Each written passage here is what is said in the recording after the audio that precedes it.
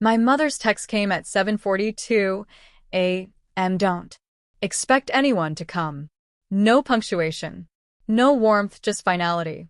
As if she'd been waiting for this day, not to celebrate me, but to confirm what I already suspected. I stared at the message while the makeup artist pinned my hair. The smell of hairspray burned in my nose. Outside, the wedding coordinator was barking orders about the floral arch inside. My phone vibrated. Again. This time, a photo. All of them. My mother, my sister, my bridesmaids, even my fiancé's parents standing barefoot on a private beach in Maui, smiling, holding cocktails. Caption: finally together. That was my wedding day. and they were finally together. I Remember the way the room tilted slightly when I saw it. My pulse slowed. Instead of racing. That's how I knew I was done. whatever part of me used to beg for love, for belonging, for fairness. It died right there in the bridal suite between a lace gown and a bottle of champagne no one would open. I Didn't cry.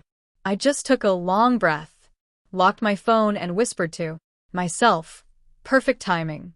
That was the first move.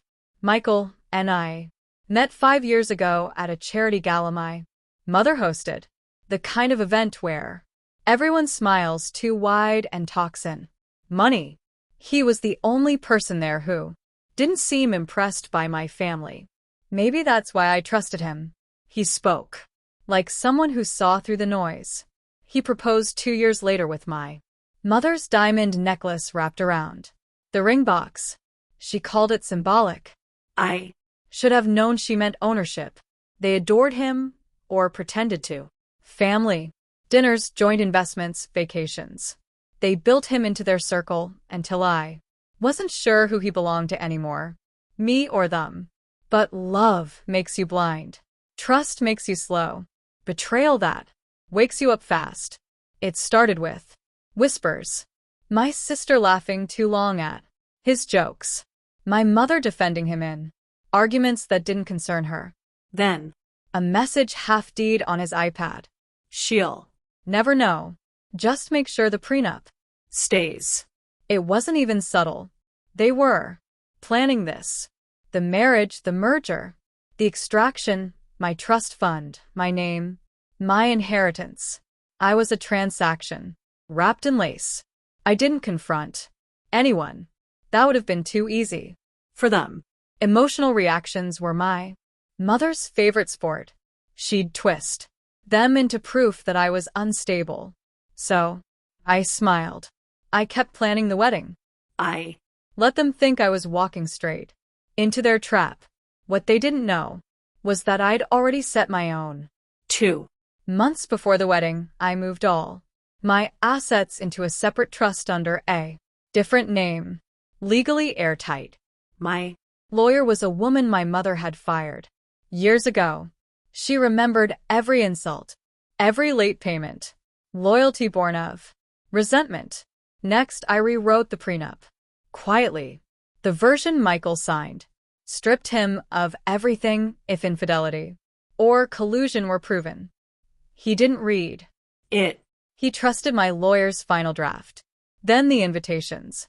Every yes I received, I redirected private travel. Arrangements paid by me to a resort in Maui. one my family owned technically, under my mother's name, but managed through a company I'd recently acquired. I knew their greed wouldn't let them decline, and all expenses paid pre-wedding. Getaway. They thought it was a secret party before the ceremony. They didn't know they were walking into a cage.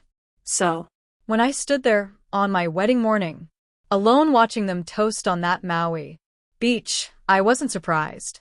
They thought they'd abandoned me, but really they'd isolated themselves 3,800 m away on a property whose ownership had just transferred. At 8 a.m., I sent one text, perfect timing, to my lawyer. By 8:15, every access code, every account, every deed tied to my mother's estate shifted ownership to me. the resort they were on, the trust accounts funding their lifestyle, even the villa they were staying in. By 9, power and Wi-Fi were cut at the Maui property. Security. Instructed to escort unauthorized guests out by sunset.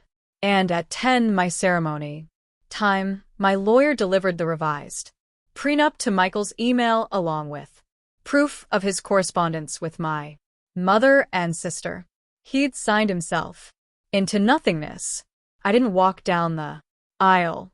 I walked out of the venue, quiet, composed, the morning sun catching the diamond in my hand like a mirror. By Evening, my phone lit up with missed calls. First from Michael, then my mother, then a series of messages that grew more desperate as the hours passed. What have you done? We're stranded. You Can't do this to your family. Family? The word finally sounded like what it was, a contract written in blood, not love. I didn't reply. I just sent one. Photo back, the same one they sent me, them on the beach, but this time with a new caption. Finally together without Me. By midnight, the story hit the Press. Aries cancels wedding, takes control of family empire. They called it bold, ruthless, strategic. I called it closure. I didn't destroy them. I just left them to live exactly the life they built. One where loyalty is currency and love is conditional.